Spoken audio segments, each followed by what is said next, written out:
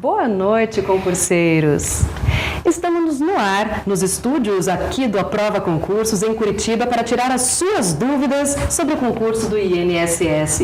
Então, se você quer participar, tirar alguma dúvida sobre algum conteúdo, saiba que pode mandar para a gente, inclusive agora, enquanto você está nos acompanhando. E é bem fácil, as dúvidas hoje vão ser a respeito de direito administrativo e direito constitucional. E o e-mail, como eu disse, facinho, imprensa@aprovaconcursos.com.br. Esclarece o conteúdo, aproveita que os professores estão aqui, tire suas dúvidas ao vivo com a gente no Aprova Concursos. Lembrando que as edições anteriores estão disponíveis para você no YouTube, você pode conferir a qualquer tempo. Afinal, é muita informação, então o negócio é assistir novamente, marcar os tópicos que você ficou com dúvida. Quanto mais vezes assistir, melhor. Tá lá no YouTube, ok? Bom, um dos nossos convidados de hoje são os professores Leonardo Torres, que é de Direito Administrativo, e Antônio Kozikowski, que é de Direito Constitucional. Meninos, muito bem-vindos à edição de hoje ao vivo. Boa noite, muito obrigado. Tudo bem, gente? Tudo bem com você, Tati? Tudo certo, obrigada pela participação de vocês na edição de hoje. Bom, eu gostaria de começar esse bate-papo da noite de hoje conversando um pouquinho sobre o envolvimento de vocês com os concursos, a experiência. Conta um pouquinho cada um sobre a sua história com os concursos. Sim, bom, eu sou professor de Direito Constitucional e de Direitos Humanos, trabalho com a preparação em concursos públicos já faz alguns anos, desde 2009, trabalho em ensino nessa área, gosto muito do que faço, adoro essa parte de preparação de concurso, sou advogado também e estou aqui para tentar resolver aí as suas dúvidas em direito constitucional. Primeiramente, boa noite, Tati, boa noite, meu grande amigo Kozikowski, boa noite a vocês de casa. E meu nome é Leonardo Torres, eu leciono Direito Administrativo, que você sabe que é um ramo do direito público que estuda a administração pública, né? E a administração pública é toda essa estrutura que o Estado tem para a consecução dos objetivos públicos. E você sabe que não importa o edital, o concurso público da área jurídica ou não, teremos lá o direito administrativo de mãos dadas com o direito constitucional. É verdade.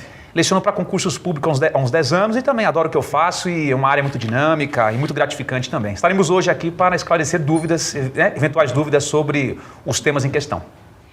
Bom, a gente já está aqui, professores, com algumas dúvidas recebidas ao longo do tempo, outras vão chegando durante essa noite, então preparem-se que tem bastante dúvida por aí.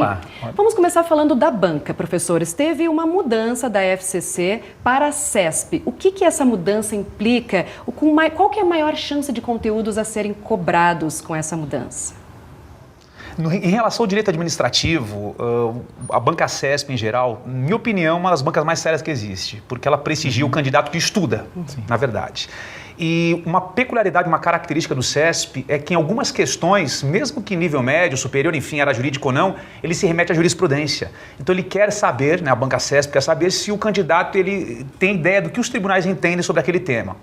Basicamente isso é uma peculiaridade da banca CESP. Essas perguntas elas foram enviadas pelo Alcenir Negri e pela Ana Lúcia Costa e ela complementa ainda perguntando como a CESP costuma cobrar a legislação nas provas. Acho que já começamos aí dando um bom suporte, mas tem alguma coisa que o senhor gostaria de complementar, professor? Sim, o professor Leonardo está absolutamente correto no que diz. A CESP é uma banca absolutamente séria. Eu gosto muito dela, eu achei que a escolha da instituição foi muito prudente. De fato, ela trabalha com uma perspectiva de legislação. No direito constitucional, alguns temas caem numa lógica de letra de lei.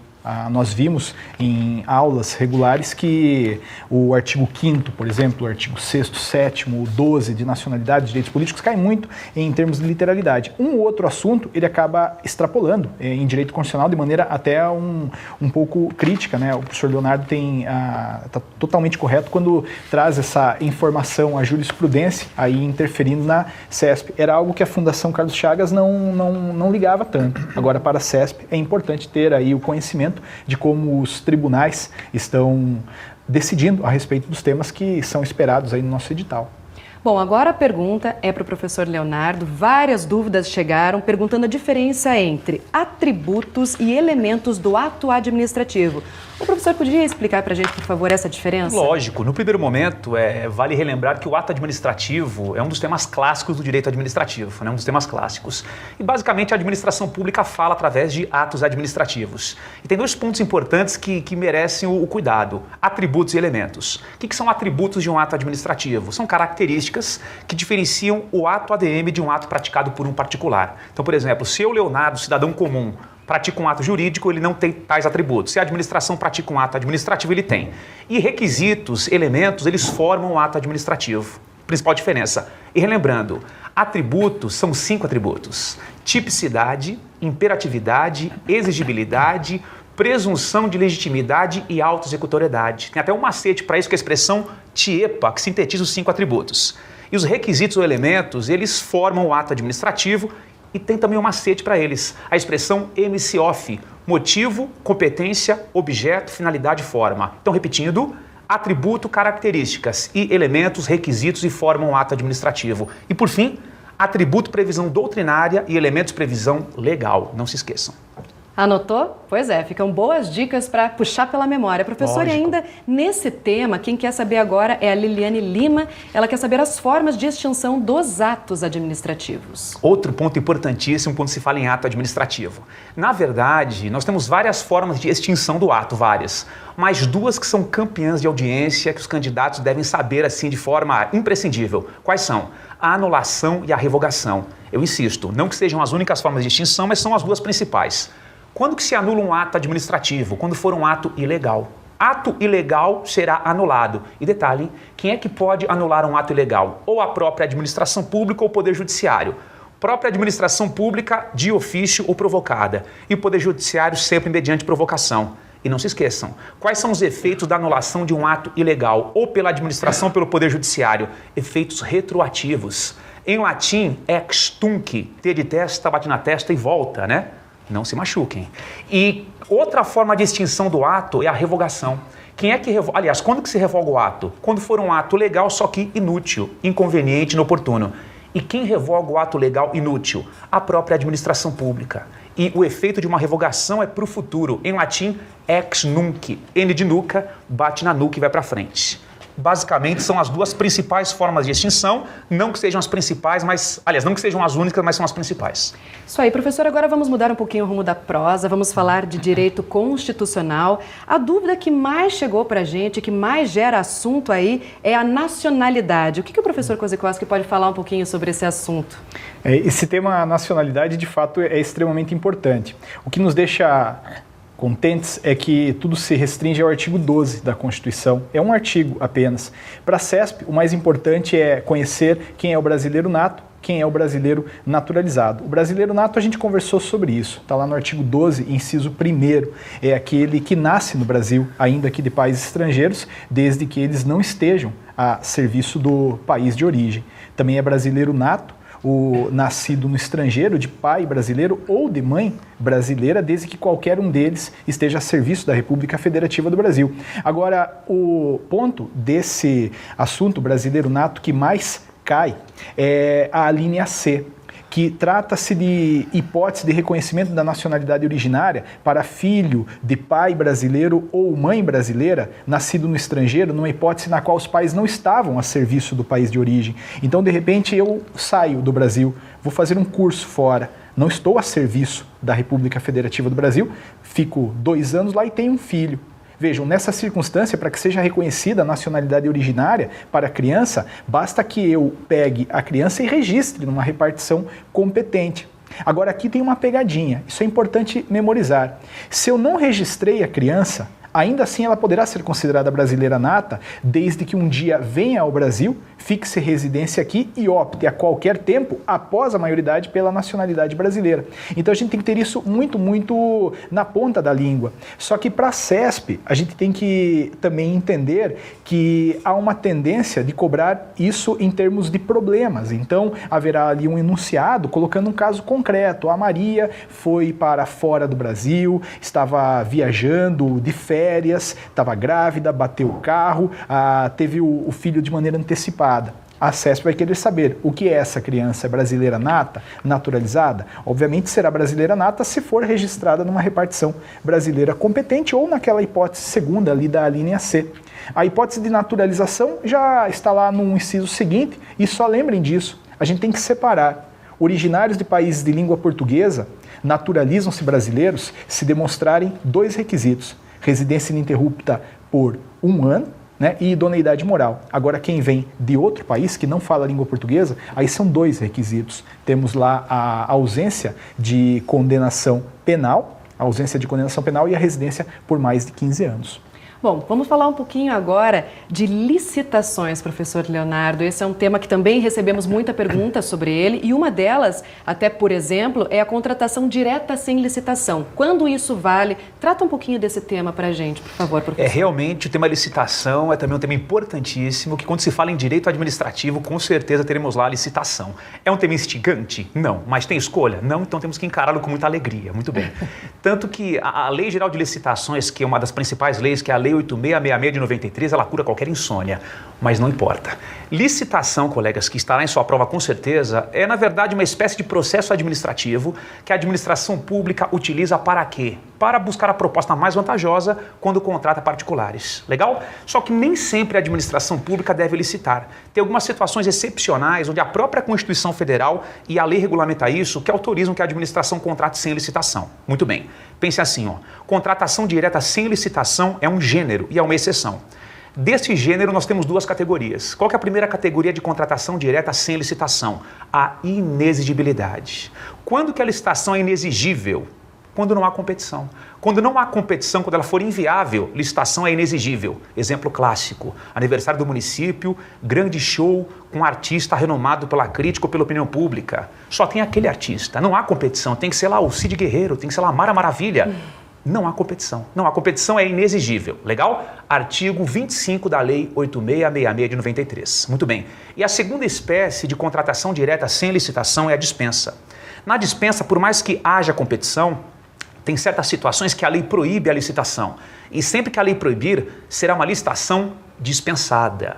A competição é dispensa. Lei proibiu, é dispensada. Artigo 17, inciso 1 e 2 da Lei 8666. Por exemplo, quando a administração pública vende um bem público imóvel para outro órgão público, ela não pode licitar. Licitação é proibida.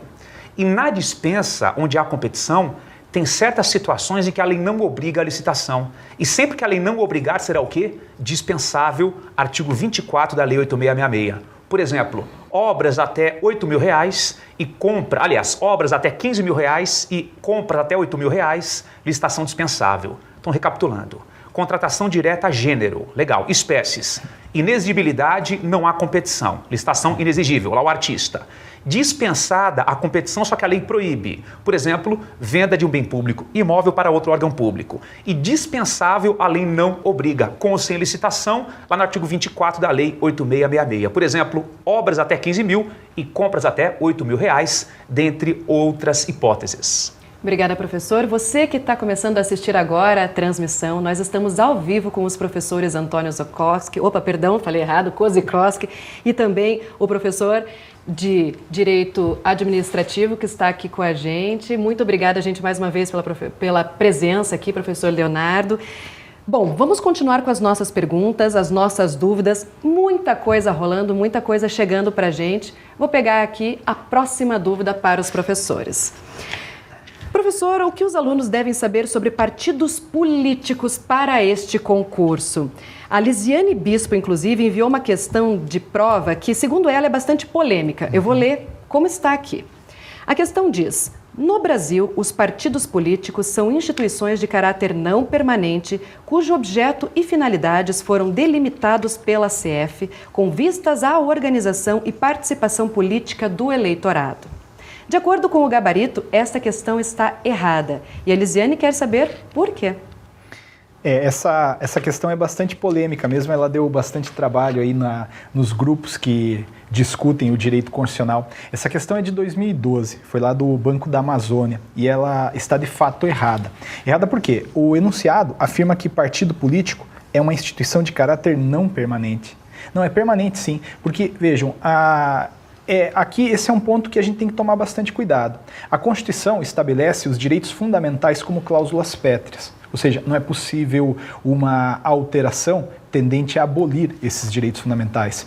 Mas direitos fundamentais não estão apenas no artigo 5º. Muita gente confunde isso, acha que direito fundamental é só o que está lá no artigo 5º. Não, direitos fundamentais referem-se aos direitos e deveres individuais e coletivos, que estão no artigo 5º, aos direitos sociais, que vão lá do 6º até o 11, nacionalidade, 12 e 13, direitos políticos, 14 ao 16, e também partidos políticos. Então, quer dizer, a gente não pode criar alguma alteração, seja ela constitucional, seja ela infraconstitucional, para acabar com os partidos políticos. Então, este não permanente anula a questão. De fato, Lisiane, está errada essa alternativa por conta disso. A gente tem que tomar bastante cuidado com os partidos políticos. Esse pode ser um tema, assim, é o patinho feio do nosso potencial edital. É um artigo só, o 17, dá uma boa lida nele e saiba que aquilo que ali está não pode ser abolido do texto constitucional. Então, este não permanente anulou, de fato, a questão, mas foi uma questão bem complicadinha da CESP mesmo, tá? Matou sua dúvida aí, Lisiane? Bom, a próxima pergunta é para o professor Leonardo, é uma pergunta da Sônia Carvalho. Ela diz o seguinte: quais os tópicos do regime jurídico dos servidores públicos da União são mais importantes para a prova? Ótima pergunta. E relembrando que o regime jurídico dos servidores públicos civis da União, ele é representado pela Lei 8.112 de 90, a lei que o regerá em breve, já que você, como futuro servidor público do INSS, você é um servidor público civil federal e esta lei aí o regerá em breve. Não se esqueçam que essa lei, colegas, ela tem 253 artigos, é uma lei um tanto quanto generosa. Só que preparação para concurso público é muito mais qualidade do que quantidade de estudo. Tanto que tem 3 pontos nessa lei que o domínio ele é fundamental. Quais são os pontos? Primeiro ponto, provimento de cargos públicos, ou seja, de que forma que a administração pública preenche um cargo público vago, lá do artigo 9º e seguintes, nomeação, readaptação, promoção, dentre outros. Então, primeiro ponto, provimento de cargos, artigo 9º e seguintes, ponto importantíssimo. Segundo ponto, direitos e vantagens, sistema remuneratório, gratificações, adicionais, indenizações, ponto importantíssimo, artigo 49 e seguintes. E outro ponto também que vale a pena aí uma dedicação plena. Qual que é o ponto? Regime disciplinar, deveres, obrigações, penalidades, artigos 116 e seguintes. Então, recapitulando. Provimento de cargos, artigo 9º e seguintes da lei, muito bem. Direitos e vantagens, artigo 49 e seguintes, e também lá o regime disciplinar, artigo 116 e seguintes. Digamos assim, que 70% das questões de prova, elas versam sobre esses 3 pontos. O resto é perfumaria. É isso aí. Nós estamos aqui nessa dobradinha de direito hoje, aqui no Aprova Concursos. Mande suas dúvidas para a gente, participe. E agora vamos aqui com o Kozikoski, uma nova pergunta que vem agora, justamente a respeito dos direitos e deveres individuais e coletivos. A Silvane pergunta, por exemplo, como diferenciar os direitos e deveres segundo a Constituição Federal, professor? Então, Silvane, essa é uma questão bastante interessante. De fato, o artigo 5º, ele trata de direitos e deveres individuais e coletivos, mas é verdade, você já deve ter dado uma olhada nele e percebeu que ali basicamente só há direitos. Há pouquíssimos deveres. Os deveres, eles estão assim, de maneira implicitamente considerados. Então, para fins de prova, não se preocupe com essa diferença. Tá? Eu nunca vi a CESP ou outra banca perguntar algo relacionado à diferença entre direito e dever. O que você tem que estar muito, muito atenta é com a leitura do artigo 5º, destacando sempre as particularidades de cada inciso. Aqui, esse é um ponto que certamente estará na prova, o artigo 5º. E já que é a CESP, a nossa banca, eu recomendo uma atenção especial aos remédios constitucionais. Eu analisaria com bastante cuidado o artigo 5º, incisos 68, 69, 70, 71 e 72. Lembrando que ali há 5 remédios constitucionais. A gente tem em primeiro lugar o habeas corpus, que tutela a liberdade de locomoção. Locomoção que às vezes é chamada pela CESP de direito de ir e vir ou direito ambulatorial. Essa expressão já caiu. Direito ambulatorial é sinônimo de locomoção, tutelado por habeas corpus. Temos também lá o habeas data, que protege o direito de informação, o mandado de segurança, que protege o direito líquido e certo, não amparado por HC ou HD, desde que violado por autoridade pública em sentido amplo. Temos o mandado de injunção, que tutela ali a falta da norma regulamentadora, combate a falta da norma regulamentadora, e a ação popular, que serve para proteger o cidadão no que diz respeito àquelas violações à coisa pública. Né? O artigo 573 fala que qualquer cidadão é parte legítima para propor ação popular que vise anular o patrimônio público, a moralidade administrativa, o meio ambiente e o patrimônio histórico e cultural. Cuidado só com uma coisa aqui na ação popular, tá? Cidadão. Cidadão é diferente de pessoa. A banca tende muito a fazer esse tipo de jogadinha. Cidadão é quem exerce direitos políticos, uma perspectiva principalmente ativa, ou seja, é o eleitor. E eleitor não é necessariamente sinônimo de pessoa, né? A gente sabe que todo eleitor é pessoa, mas nem toda pessoa é cidadã. Então toma bastante cuidado com isso. Agora, a diferença ali entre direitos e deveres não é necessariamente relevante para a prova, mas cuidado com o artigo 5º. Esse vai cair. Professor Leonardo, o pessoal gostou aí das suas dicas, dos seus macetes. E quem quer saber um pouquinho se tem mais algum macete para ajudar é o Michael David. Ele pergunta se o professor se tem algum macete para decorar as 7 formas de provimento e as 7 formas de vacância. Temos sim. Na verdade, relembrando então, mais 2 temas aí que são abordados pela Lei 8.112, o regime jurídico dos servidores públicos civis federais.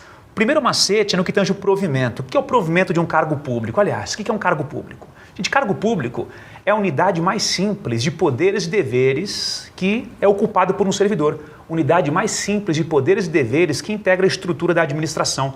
E você que ocupa um cargo público, você é um servidor público. Imaginem quantos cargos públicos não ficam vagos por ano. Milhares. É por isso que concurso público é igual o Faustão, né? Igual mista. Todo domingo tem, porque ficam vagos milhares por ano.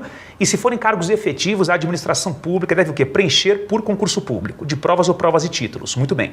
O que é o provimento do cargo? Ato pelo qual a administração pública preenche um cargo público vago. Ato pelo qual a administração preenche um cargo público vago. Tem uma frase meio sem sentido, mas que ela sintetiza as formas de provimento de um cargo público. A frase é a seguinte, ó, anotem aí. Aproveite a promoção e nomeie os 4 R's. Repetindo, aproveite a promoção e nomeie os 4 R's. Primeira forma de provimento, o aproveitamento. Muito bem. Segunda forma, a promoção. Aproveite a promoção. Terceira forma, a nomeação. Aproveite a promoção e nomeie os 4 R's. Os 4 R's, readaptação, reversão, reintegração e recondução. Aproveite a promoção e nomeie os 4 R's. E vacância do cargo público são as hipóteses em que o cargo público se torna vago. Ou seja, o cargo público, ora é provido e também se torna vago. E o artigo 33 da Lei 8.112, ele traz 7 situações que, se ocorrerem, farão com que o cargo público se torne vago. E tem um macete também para isso. É a expressão padre PF. Padre PF. Vamos lá. P do quê? De promoção. A do quê? De aposentadoria. D do quê? De demissão. R do quê? O R está aqui. O R de readaptação. E de exoneração. O outro P é de posse em outro cargo inacumulável. E o F de falecimento. Então, para a vacância, o padre PF. E para o provimento de cargos, aproveite a promoção e nomeie os 4 R's. É isso aí. Anotou? Tirou sua dúvida? Essa foi diretamente ali para o Michael David, que queria dicas Legal. E macetes para ajudar, porque é muita informação, afinal de contas, né, professores? Sem dúvida. Bom, professor Kozikowski, o que é relevante para o candidato no concurso do INSS saber sobre direitos sociais? Então, Tati, essa pergunta eu estava torcendo para que alguém fizesse mesmo, porque a gente tem uma alteração na Constituição bem recente, assim, a coisa de semanas atrás, foi alterada a Constituição para mudar o artigo 6º da Constituição que trata dos direitos sociais. E hoje em dia, o direito ao transporte é sim direito social. Tome muito cuidado, isso eu quero que você leve para a prova. O direito ao transporte é direito social.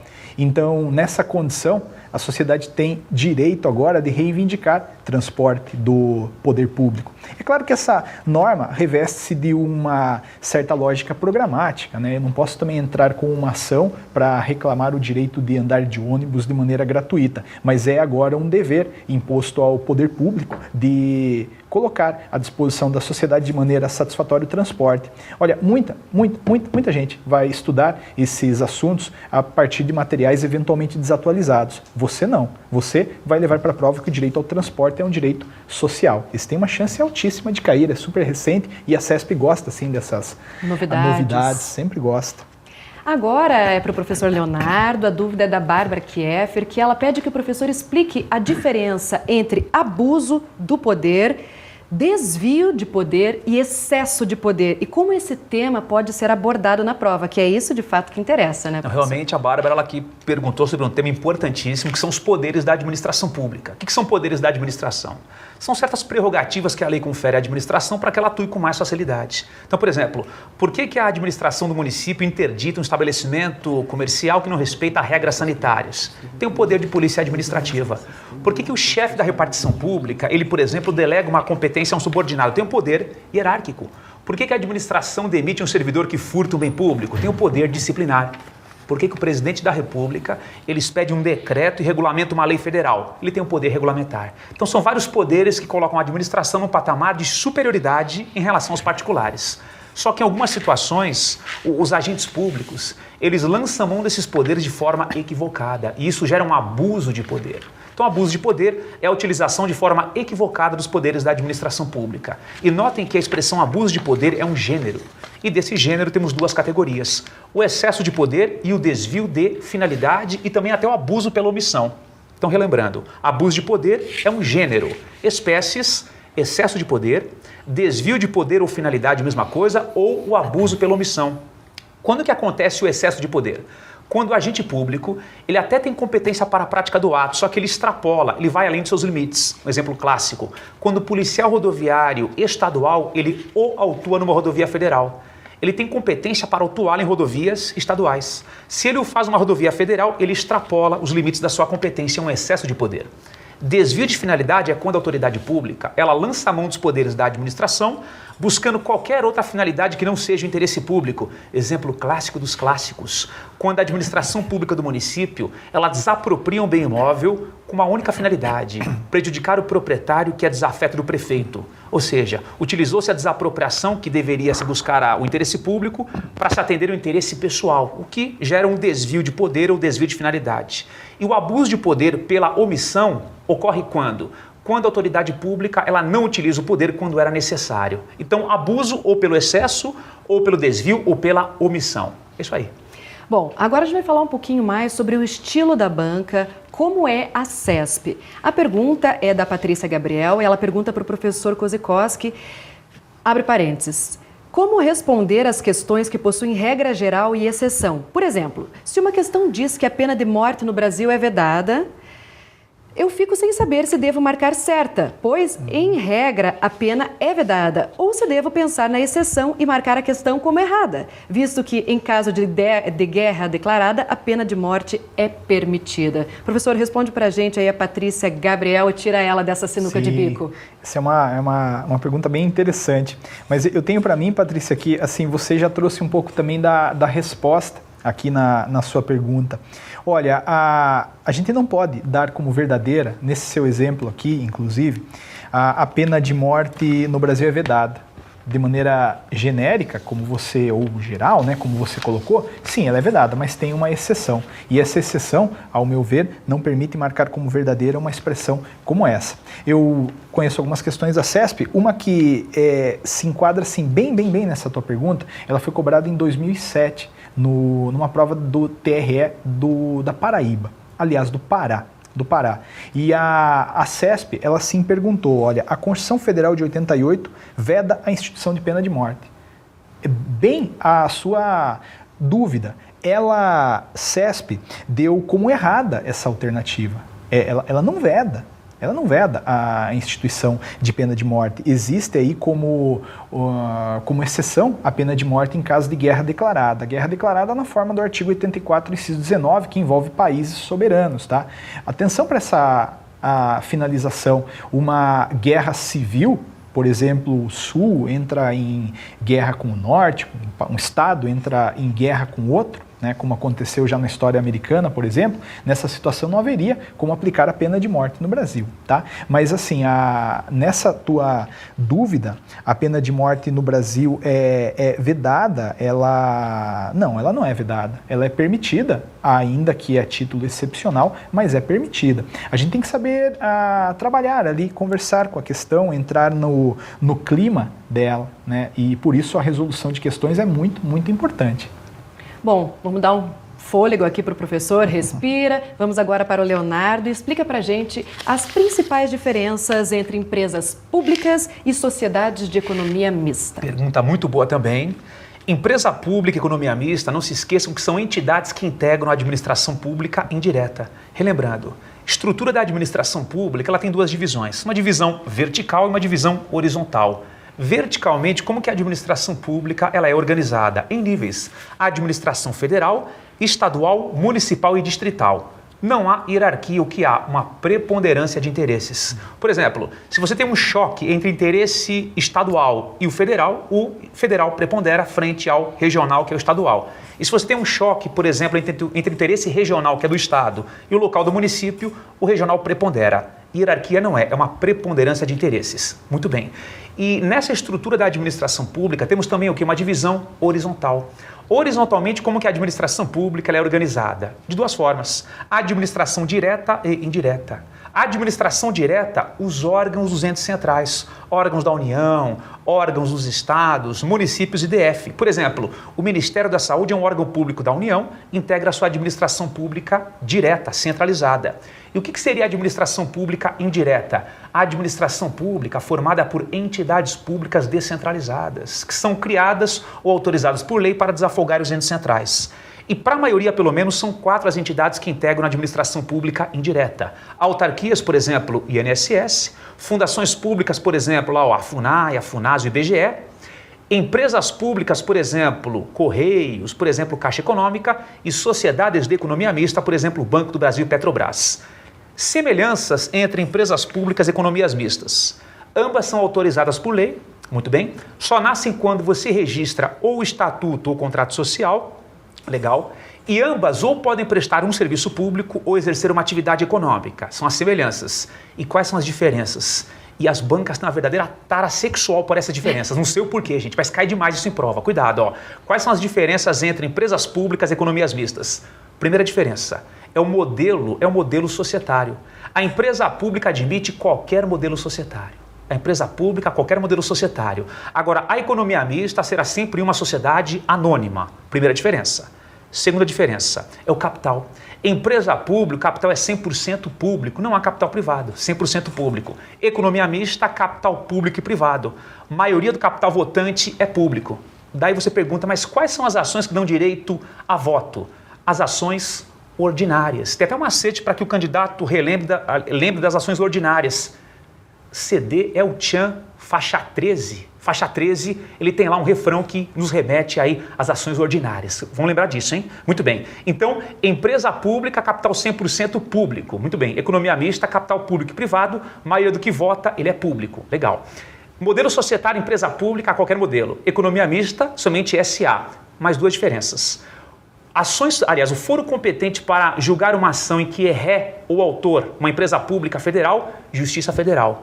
E o foro competente para julgar uma ação em que é ré ou autor, uma economia mista federal, é a Justiça Estadual. E quarta diferença, quem investiga infrações penais que afetem o patrimônio de uma empresa pública federal? Departamento de Polícia Federal. E compete a quem investigar uma infração penal que afete o patrimônio de uma economia mista federal, Departamento de Polícia Civil. Então, basicamente, são 4 as diferenças. Respirou? Está absorvendo? É bastante informação, né? Por isso, você tem a oportunidade de assistir esse vídeo e os outros na íntegra no YouTube para pegar essas informações que passaram batida, resgatar lá e estudar com atenção. E, claro, para aprender a estudar melhor, ter técnicas de memorização e tudo mais, eu, lá no Aprova Informa, sempre espero você dando dicas, coisas novas, para você ficar sabendo o que é a CESP, o que é a FCC, qual a característica de cada uma. Lá você também encontra disponível no YouTube. Vamos adiante? Vamos falar um pouquinho de direito constitucional. Tem dúvidas fresquinhas que chegaram agora. A professora é do Jonas dos Santos Ferreira. Em relação ao direito constitucional, ele tem dúvidas sobre aplicação imediata e normas de eficácia contida, plena e limitada. Olha, essa é de fato, dúvida que deixa os concurseiros assim bem incomodados, a eficácia das normas constitucionais. Só lembrando que não tende, segundo os editais passados, a cair em INSS, tá? Mas a norma de eficácia plena, ela é autossuficiente, ela tem aplicabilidade direta, imediata e integral. Quer dizer, eu pego o dispositivo da Constituição e aplico diretamente num caso concreto. A norma de eficácia contida, ela também é autossuficiente, só que a aplicabilidade dela é direta, imediata, mas não necessariamente integral. Quer dizer, a literalidade do texto constitucional deixou ali a possibilidade de o legislador infraconstitucional, o Congresso, por exemplo, restringir o alcance daquilo ali. É o caso, por exemplo, do artigo 5º, inciso 13, que fala, é livre qualquer trabalho, ofício ou profissão, vírgula bem grande, atendidas as qualificações profissionais que a lei estabelecer. Perceba que o dispositivo constitucional deixou margem ali para uma certa contenção, por isso ela é uma norma de eficácia contida. Agora, aquela norma de eficácia limitada, essa daqui ela não é necessariamente autossuficiente, ela regulamentou de maneira muito tímida a matéria tratada na Constituição. O melhor exemplo, para mim, de norma de eficácia limitada é o artigo 37, inciso 7. O professor Leonardo conhece bastante 37, inciso 7, sem dúvida. Que fala da greve do servidor público. O servidor público pode fazer greve nos termos da lei. Se tem a lei, ele faz. Lei específica, inclusive. Lei específica, exatamente. Se não tem a lei, ele fica ali frustrado no exercício desse direito. Então essa é a diferença entre as normas nessa perspectiva de classificação. A gente já está quase chegando ao fim desta edição. Mais uma perguntinha para fechar de direito administrativo, que é o Daniel, que quer saber melhor o poder de polícia e a Lei 8.666. Vamos responder essa de forma bem objetiva, professor, porque nós estamos com o tempo curto, por favor. É Danilo? É o Danilo Og. Danilo. Então, Danilo, duas perguntas boas. Poder de polícia, mais um dos poderes da administração pública. Basicamente, o poder de polícia ele é conceituado de forma assim bem completinha no artigo 78 do CTN, que é o Código Tributário Nacional. Lá você encontra o conceito assim bem completo que a lei nos traz de poder de polícia administrativa. Mas em poucas palavras, sempre que a administração pública limita o exercício de um bem, de um direito ou de uma atividade em prol do interesse público, tenha certeza, é a administração pública agindo com seu poder de polícia administrativa. Limitou o gozo de um bem, o exercício de um direito ou de uma atividade em prol do interesse público, poder de polícia administrativa. Exemplo clássico, quando a administração pública ela limita o número de pavimentos de construções naquele bairro em prol do interesse público. Puro poder de polícia administrativa, limita o meu direito de proprietário em prol da coletividade. E a Lei 8666 de 93, uma norma clássica do direito ADM, ela vai tratar de dois assuntos. Que temas? Licitação e contratos da administração pública. Contratos da administração pública dos artigos 54 até 80 dessa lei. Então, licitação e contratos, essa lei aí, ela é importantíssima. Bom, professores, agora que a banca foi finalmente definida, eu gostaria que os senhores orientassem aqueles que estão estudando para esse concurso do INSS o que devem mudar na preparação, sabendo que a banca é a CESP, como redirecionar os estudos e também dicas, considerações finais que vocês considerem importante para quem está se preparando e quer ficar aí afinado no que diz respeito ao direito. Bom, eu acho que a definição da CESP foi uma conquista. Eu acredito muito na CESP. A Fundação Carlos Chagas é uma banca que, em direito constitucional, tem se mostrado um pouco imprevisível em alguns temas. A gente até trabalhou com isso em direitos políticos, a flutuação dela em alguns aspectos. Definida a CESP, eu acho que a gente tem que manter aquele foco, né? Pegar ali sempre a Constituição na sua literalidade, compreender, mas pensar aquilo ali de maneira crítica, sempre. Isso é muito importante mesmo. A gente não pode, para a CESP agora, querer apenas e tão somente decorar a Constituição. A CESP tende a cobrar isso de maneira mais problematizada, sempre indo um pouco além, tendo em vista aspectos jurisprudenciais, por exemplo, como destacados ali pelo professor Leonardo no começo. Então, a gente parte de um ponto comum, né, que é a leitura da Constituição. Isso aqui é inafastável, mas a gente tem que procurar, e isso você faz a partir de resolução de questões, você vai lá para o site da prova, seleciona lá a matéria que você quer, o tema, e resolve questões para pegar esse ajuste fino esse ajuste fino que para a CESP é muito importante. Tá? Então essa é a minha recomendação. Dos temas de direito constitucional, direitos e deveres individuais e coletivos, artigo 5º, direitos sociais, a nacionalidade, direitos políticos, a partidos políticos e a administração pública cai de maneira, enfim, um tanto quanto sobreposta, eu aposto muito no artigo 5º. E, claro, no direito administrativo, né? O que o professor Leonardo traz para você também se aplica ali no bloco de questões de direito constitucional, só que ele, obviamente, fala com muito mais propriedade. Você é muito gentil, muito gentil. Depois pago lá um cafezinho. Vou cobrar. Mas, enfim, eu faço das palavras do nosso grande amigo Kozikowski as minhas palavras e reitero, insisto, que a melhor forma de você conhecer o estilão da Banca CESP é fazendo questões anteriores, porque dessa forma você vai verificar como que ela questiona esses temas teóricos na prática. Basicamente isso. Bom, antes de encerrar, eu gostaria de agradecer aos professores, liberá-los, inclusive. Foi muito produtiva a nossa conversa de hoje. Claro que sempre alguns temas vão ficar em uma hora, não dá tempo de falar sobre tudo, mas acho que deu para diminuir um pouquinho da ansiedade de quem estava nos assistindo. Professores, muito obrigada pela participação no programa de hoje. Desejo aí ótimo final de semana para vocês, finalzinho de semana que segue. Obrigada mesmo. Muito obrigado, agradeço pela oportunidade, um beijo no coração aí dos nobres colegas e até a próxima. Obrigado.